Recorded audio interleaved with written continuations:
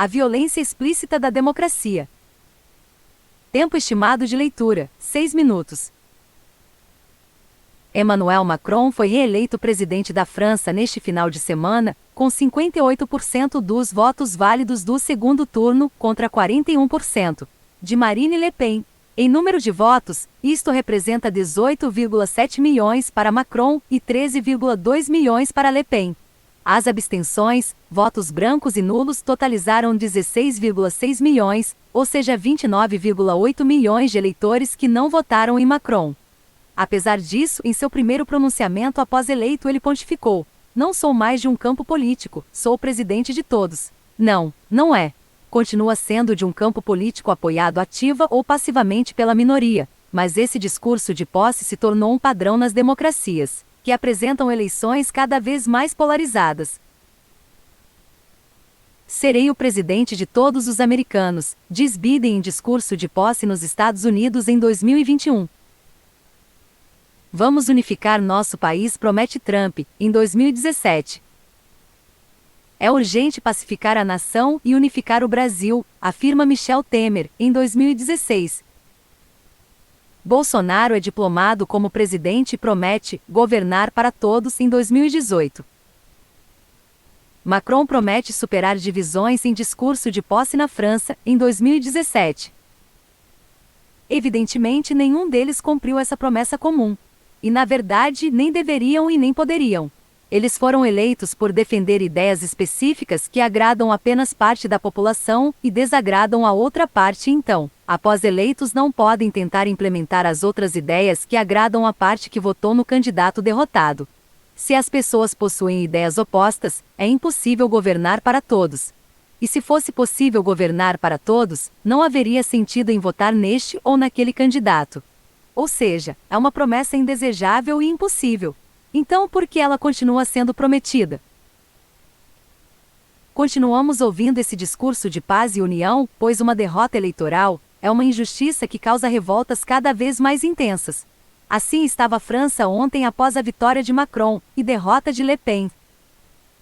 Essa reação não é à toa.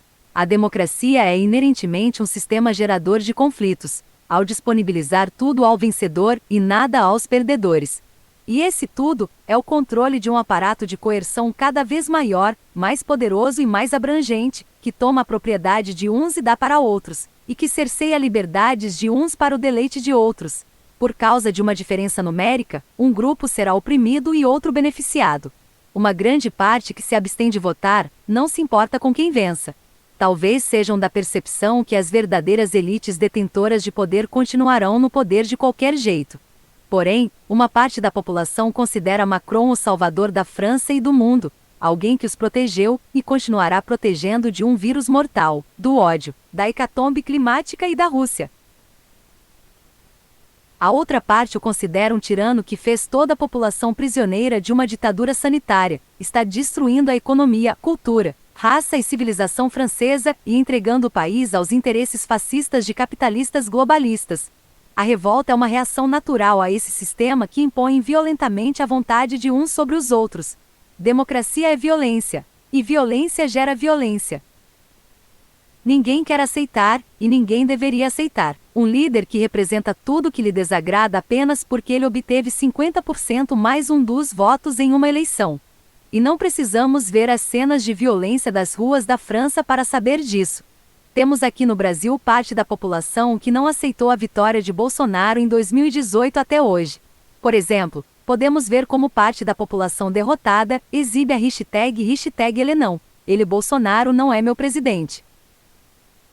Em todo ambiente virtual que participem, ou ver como quase a totalidade da imprensa faz campanha ativa contra Bolsonaro desde o primeiro dia de seu mandato. E sabemos que se Haddad tivesse vencido, a outra parte agiria igual. Nenhum dos apoiadores de Bolsonaro iria considerar o petista como seu presidente, assim como nenhum irá aceitar uma eventual vitória do ex-presidiário Lula na próxima eleição. Os resultados das eleições democráticas são realmente revoltantes para os perdedores e geram brigas até entre amigos, como discuti neste artigo de 2014. Por isso a primeira coisa que os políticos eleitos fazem é clamar por paz e união, pois percebem que o sistema democrático é uma bomba relógio que pode explodir na cara deles. Só não explodiu ainda por causa do mito de que não existe alternativa melhor. Não, a democracia não é a pior forma de governo, com exceção de todas as demais, como disse o genocida Churchill. 1. Esta mentira repetida 1000 vezes é o fio que sustenta a democracia. A verdade é que existe alternativa melhor. A democracia é uma competição aberta a todos pelo saque da propriedade alheia. E ela ainda aumenta o esbulho em comparação ao que ele seria em uma monarquia, ou até mesmo em uma ditadura, ao criar a ilusão de que o povo está governando a si mesmo, diminuindo assim sua resistência às depredações. Ela incentiva a maximização da exploração, já que o presidente e os juízes supremos recebem um poder apenas temporário, que só dura pelo período de seus mandatos, o que também acelera o processo decivilizatório inerente ao estatismo. A alternativa melhor está além da democracia, e não é uma ditadura e nem uma monarquia, é uma sociedade livre, pautada pelo respeito aos direitos de propriedade privada. Ao contrário da democracia, que consiste na imposição coercitiva da vontade de uns sobre outros, onde toda a propriedade e todos os direitos estão à mercê dos vencedores, uma sociedade livre não sujeita os direitos da minoria a uma maioria, e nem o da maioria a uma minoria organizada. Os direitos são considerados invioláveis e a tomada de propriedade alheia é considerada roubo, não importa se o tomador é um assaltante do bairro ou um policial agindo em nome de órgãos estatais. A única violência legítima é a defensiva. Deste modo, ninguém precisa temer um líder, pois nenhum líder será imposto a ninguém. E nada disso é uma utopia irrealizável, como os intelectuais da corte se esforçam para fazer o público acreditar. Qualquer um que estude um pouco o anarcocapitalismo irá realizar que a sociedade livre é uma ideia justa, concreta, lógica e praticável no mundo real, e que é o estatismo, ainda mais em sua versão democrata, que é uma utopia impraticável e injusta. As imagens da polícia francesa avançando sobre manifestantes que não aceitam a vitória de Macron é uma prova nua e crua de que o alegado consentimento dos governados não existe, e expõe a democracia pelo que ela realmente é, um sistema baseado na força do cacetete, do gás lacrimogênio, das balas de borracha e, em última instância, das balas de chumbo. A agressão da polícia francesa, a mesma polícia que durante meses agrediu os coletes amarelos que protestavam por seus direitos elementares democraticamente ceifados de autonomia sobre o próprio corpo e liberdade de ir e vir e de trabalhar, explicita o que em outras eleições em outras partes do mundo, que não terminam em protestos, fica apenas implícito. A democracia sempre e em todo lugar repousa sobre a violência agressiva. Após os Estados Unidos terem entrado na Primeira Guerra Mundial e terem imposto a democracia na Europa, a violência da fase inicial dos sistemas democráticos era muito mais explícita, como mostra essa passagem da biografia de Mises, The Last Night of Liberalism, que narra um embate democrático em Viena. Os socialistas agora convocaram uma greve geral e manifestações na sexta-feira, 15 de julho de 1927. Para o governo, esta foi uma tentativa mal disfarçada de sua derrubada. Quando a multidão se reuniu em frente ao palácio que abrigava o Departamento de Justiça, alguém incendiou o prédio e a polícia interveio imediatamente. Na carnificina resultante, 90 manifestantes foram mortos antes mesmo da chegada do exército. Mises comentou em uma carta particular para um ex-aluno em Paris.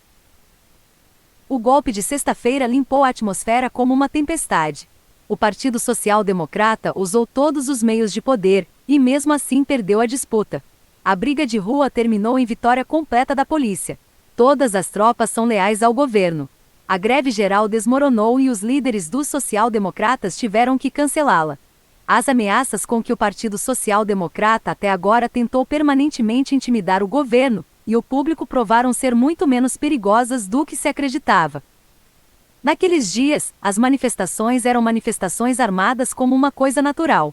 O Partido Socialista tinha seu próprio exército privado, o Republikanische ou Aliança Republicana para Proteção Mútua. Estabelecido em 1924, contava com cerca de 80 mil homens em 1928. Da mesma forma, do outro lado do espectro político, estava o movimento Enver, ou Defesa Interna, uma organização militar privada que surgiu logo após 1918 e que mais tarde se dividiu em um patriótico austríaco e uma ala nacional socialista. Em setembro de 1933, a ala austríaca se juntou à nova Frente Vaterlandische, ou Frente Patriótica. O fato de não termos mais partidos políticos com seus próprios exércitos armados não muda o caráter agressivo da democracia. O sistema apenas evoluiu e os partidos usam o exército único do Estado para impor seus comandos aos derrotados. A violência é implícita e ocasionalmente é explicitada, como na França esta semana. ________________________________________________________________________________